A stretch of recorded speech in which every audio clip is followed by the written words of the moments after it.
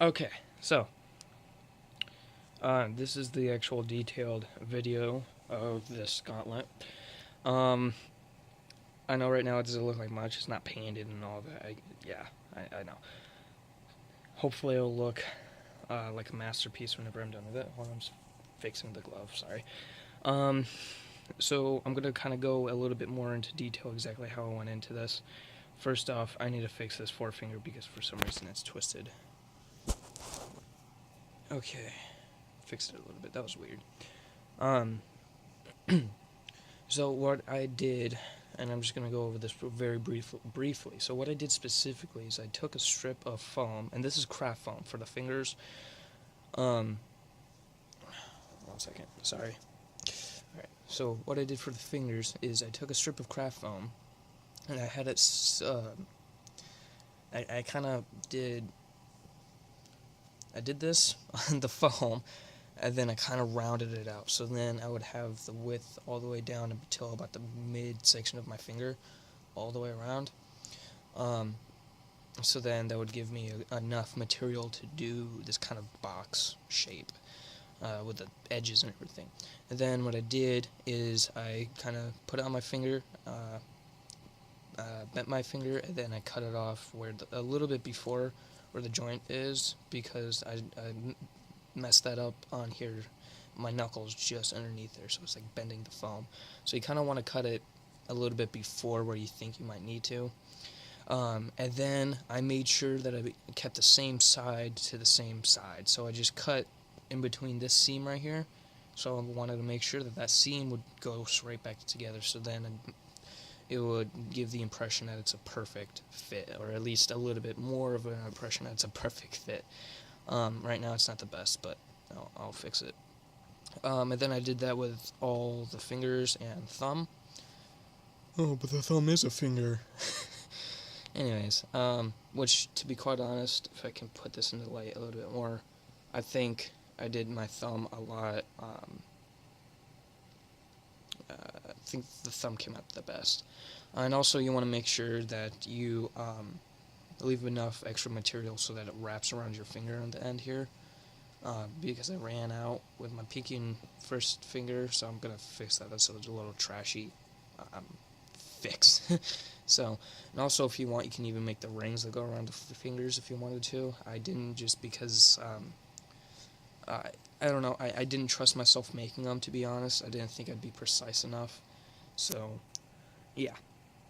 And then this piece. Now, I know I'm probably going to get yelled at about this piece and how it's not accurate. I know.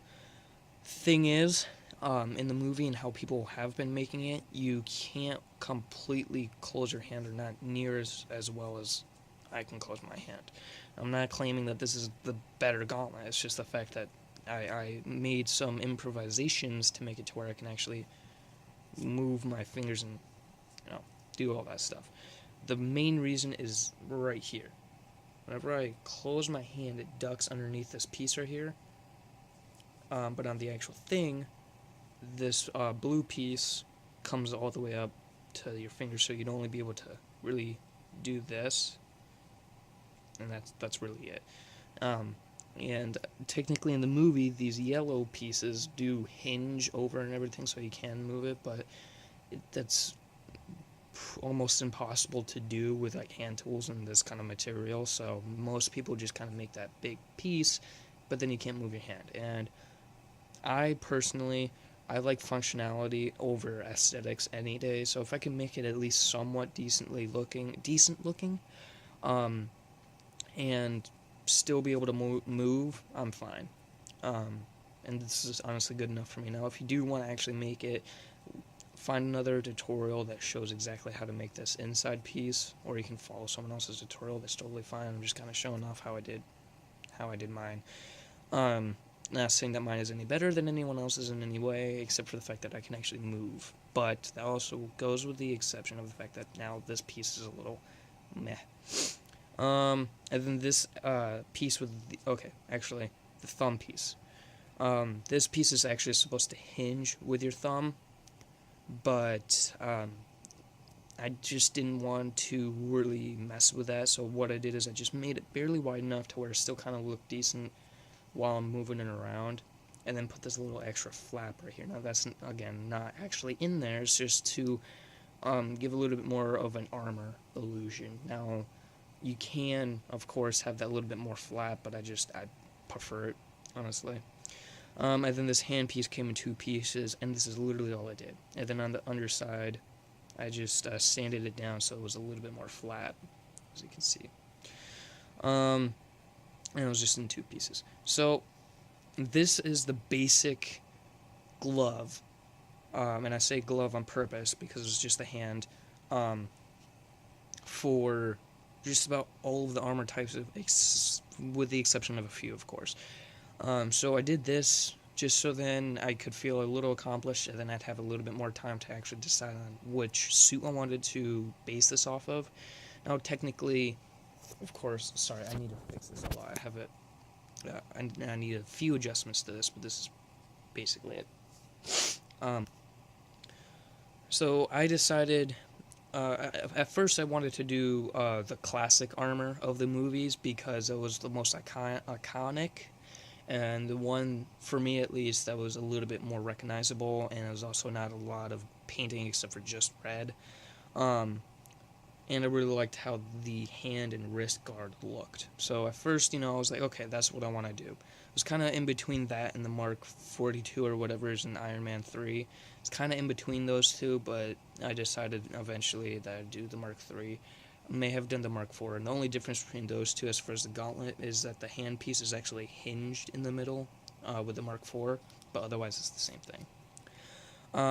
After looking around, I finally decided actually to, because I was looking around all the pictures, and then I saw the Mark 45 armor, which kind of resembles the aesthetics of the comic book Extremis armor, which is one of my favorite armors, is the Extremis armor because of how sleek it is.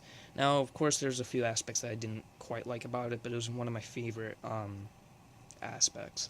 So I really liked the Mark 45. So I chose to do the Mark 45 armor because of the fact that it's all sleek and nice looking.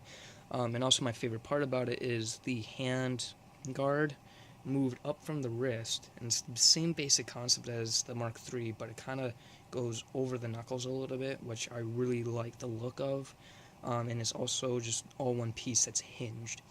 Well, kind of seems to be hinged. So what I'm going to do is, if you ever see a picture of it, is it's hinged right here at the wrist and at the knuckles. And whenever you slide up, the back piece slides over the top of that other piece. So hopefully that's understandable. But if anyone wants to know how to make any other kind of armor type, I can kind of show step by step exactly how that would work out on this glove. So yeah, I'll make another update. The next update really is just going to be showing it off, and then I'll make another video like this that's actually explaining how it works. So, but yeah, this is what I got so far, and yeah, hopefully it's kind of self-explanatory on how I put it all together. I'll do some close-up shots real quick.